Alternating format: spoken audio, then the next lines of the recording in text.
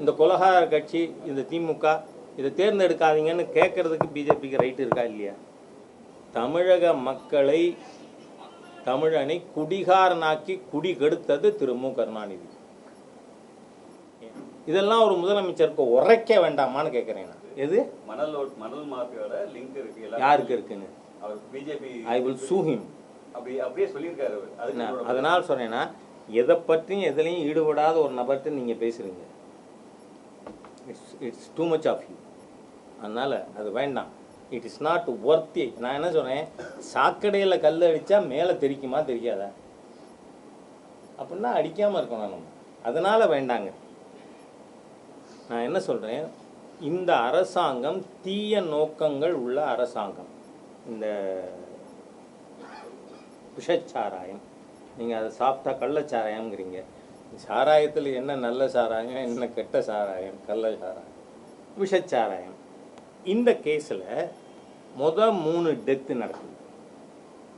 அந்த 3 death நடந்தப்ப collector கொடுத்த statement சிஎம்ஓக்கோ அல்லது மிஸ்டர் முத்துசாமி அந்த கன்சர்ன் மினிஸ்டர் அவங்களுக்கு தெரியாமல் தெரிவிக்காமல் அந்த ஸ்டேட்மெண்ட்டு கலெக்டர் கொடுத்துருப்பாரா? நம்ம ஒரு காமன் சென்ஸை பயன்படுத்தி பார்ப்போம். என்ன சொல்கிறாரு? வயது முதிர்ந்த காரணத்தால் செத்து போனார், வயிற்று வலியினால் செத்து போனார், வலிப்புனால் செத்து போனார், இப்படித்தானே? அப்போ இந்த அரசாங்கம் இப்போ 183 பேர் இன்னமும் ட்ரீட்மெண்ட்டில் இருக்காங்க. கிட்டத்தட்ட 57 60 சாவுகள் நடந்திருக்கு. இவ்வளோ பெரிய மோசமான ஒரு சூழ்நிலையில் அதை மறைக்கிறதுக்கு நிர்வாகமே முயற்சி செய்யுமானால் அது தப்பா இல்லையா? இந்த அரசாங்கத்தின் நோக்கங்கள் பழுதானது. அதனால தான் பாரதிய ஜனதா கட்சி கூட சிபிஐ என்கொயரி வேணும்னு கேட்குறோம் நாம. காரணம் என்ன? உங்கள் சிபிசிஐடி உங்கள் கைக்கூலி தான். கலெக்டர் மாதிரி கலெக்டர் எப்படி சொன்னார்? Actually the chief minister should have resigned.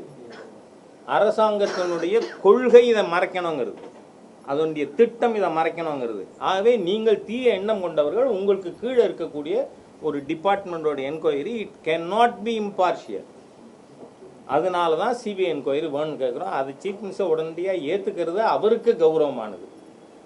அதுக்கு மேலே நான் சொல்ல விரும்புகிறேன். எங்க 60 பேர் செத்து போயிருக்கான், அதை பற்றி கவலை இல்லை. அது எதிர்கட்சிகளை பேச விட மாட்டேங்கிறீங்க. ஏன் ஃப்ரீ அண்ட் ஃப்ராங்க் டிஸ்கஷன் இருந்தால் முதலமைச்சருக்கு என்ன பயம்? அது மட்டும் இல்லை, நீங்கள் சாதாரண விஷயம், நீங்கள் எல்லாரும் பிஜேபியோட தொடர்பு இருக்கிறவங்க தான். பிஜேபியோட ஆர்ப்பாட்டம் முந்தான அனுமதிச்சிருந்தா இன்னும் குடிமொழி போயிடும். ஏன் நாங்கள் பேசக்கூடாது? சரி, நீங்கள் அந்த ஆர்ப்பாட்டத்தில் பேச விடாமல் தடுத்துட்டீங்க. இப்போ தான் சோஷியல் மீடியா இருக்குது, ஒன்றும் இல்லை, விக்கிரவாண்டி தேர்தல் நடப்பில் இருக்குது. வீடு வீடாக வாட்ஸ்அப்பில் நேரடியாக இந்த கொலகார கட்சி இந்த திமுக இதை தேர்ந்தெடுக்காதீங்கன்னு கேட்கறதுக்கு பிஜேபிக்கு ரைட் இருக்கா இல்லையா? அப்போ என்ன, இந்த ஆஸ்ட்ரைச் லைக் பிஹேவியர்மாங்க. இந்த நெருப்பு கோழி அது என்னமா மண்ணை தோண்டி தன்னோட மூக்கை மறைச்சுன்னுடுமா. அப்போ இந்த உலகமே இருண்டு இருக்குது, நம்மளை சுற்றி ஒன்றும் நடக்கலைன்னு நினச்சிக்குமா? அது மாதிரி ஒரு சீஃப் மினிஸ்டர் செயல்படுறாரு. It's ostrich like behaviour by the chief minister. அதனால் இது நல்லதில்லை. மற்ற கடுமையான நடவடிக்கைகளுக்கு போகிறதுக்கு முன்னாடி இவரே சிபிஐ என்கொயரிக்கு ஒத்துக்கிட்டா இவருக்கு மடியில் கனம் இல்லை அப்படின்னு நாம் ஒத்துக்கலாம். எப்பயாவது ஒரு சம்பவம் நடக்கலாம். தமிழ்நாட்டில் நீங்கள் தான் 40, அதுவும் இந்த வருஷம் 1743 கோடி அதிகமாக மக்கள்கிட்டேருந்து பறிச்சிருக்கீங்களே. அவங்க சொல்கிறாங்க அது சாராய வருமானம்னு. நான் சொல்கிறேன் மக்கள்கிட்டேருந்து அடித்து பறித்தது. நேற்று ஒரு குழந்தை அப்பா அம்மா 2 பேரும் செத்து போயிட்டு அவங்களுக்கு கொல்லி போட்டுட்டு வந்தால் அந்த குழந்தை சொல்லுது, தயவு பண்ணி சாராயத்தை தடை பண்ணுங்க. இதெல்லாம் முதலமைச்சருக்கு தெரியாதா? அது மாத்திரம் இல்லை, அவங்க சகோதரி தூத்துக்குடி எம்பி அவங்க என்ன சொன்னாங்க? இந்தியாவிலேயே, திருப்பியும் அழுத்தி சொல்கிறாங்க, இந்தியாவிலேயே இளம் விதவைகள் அதிகமாக இருப்பது தமிழ்நாட்டில். அதுக்கு காரணம் டாஸ்மாக். அதனால் நாங்கள் வந்தால் டாஸ்மாக்கை உடனே மூடுவோம் அப்படின்னு 16 இதே கவிஞர் கனிமொழி பேசினாங்களா இல்லையா? இன்னைக்கு ஹிந்து பேப்பரில் ஒரு ரிப்போர்ட் வந்திருக்கு. அவங்க 495 விதவைகளோட பேக்ரவுண்டு என்ன காரணம், அவங்க என்ன நிலைமை அப்படிங்கிறத பற்றி ஆராய்ச்சி நடத்தி ரிப்போர்ட் கொடுத்துருக்காங்க. அதில் 495 நபர்களில் 188 பேர் விதவையானதுக்கு காரணம் குடி. நான் கோட் பண்ணுறது பிஜேபி மேகசின் இல்லை என்ன, அதில் 495க்கு 188 பேர் விதவையானதுக்கு காரணம் குடி. இதனால் நீங்கள் தட் மீன்ஸ் மோர் தேன் 40%.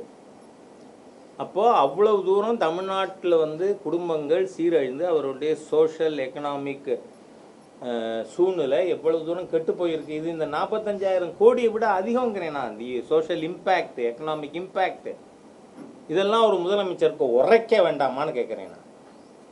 சட்டமன்றத்தை திருப்பி 40-40ன்னு இது போட்டுருக்கீங்க. தமிழக மக்களை, தமிழனை குடிகாரனாக்கி குடி கெடுத்தது திரு மு கருணாநிதி. இளைஞர்களை, தமிழனை குடிக்க வச்சது யாரு? கள்ளுக்கடை திறந்தது யார்? கருணாநிதி தான். அவர் பையன் தான் இன்னைக்கு சீஃப் மினிஸ்டராக இருக்கார். ஆகவே கருணாநிதி குடும்பம் தமிழனை குடிக்க வச்ச குடும்பம்.